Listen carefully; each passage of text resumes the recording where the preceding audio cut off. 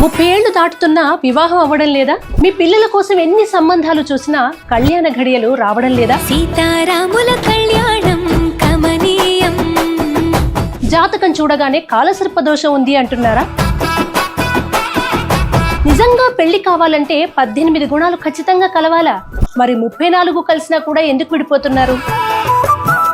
ఇలా వివాహానికి సంబంధించి మనందరిలో చాలా సందేహాలు, సమస్యలు ఉన్నాయి. ఈ సమస్యలన్నిటికీ శాస్త్ర సమ్మతమైన పరిష్కారం చూపించాలి అంటే మ్యారేజ్ స్పెషలిస్ట్ గా పేరుగాంచిన నందిభట్ల శ్రీహర్ శర్మ గారే కరెక్ట్. లవ్ అండ్ అరేంజ్డ్ మ్యారేజ్కి సంబంధించి, అలాగే మీ పిల్లల జాతకాన్ని ఎక్కడ చూపించినా రకరకాల దోషాలు, ఉదాహరణకి కాలసర్పదోషం ఉందని, మృత్యు దోషం ఉందని, కుజదోషం ఉందో లేదో నిజంగా అలా భయపెడుతున్నారా?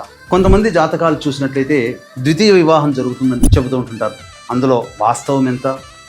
అలాగే ఎంతోమంది జాతకాలు చూపించినప్పుడు కొంతమంది కుదిరింది అని అంటారు, కొంతమంది కుదరలేదు అని అంటారు. మరి ఇందులో వాస్తవం ఎంత?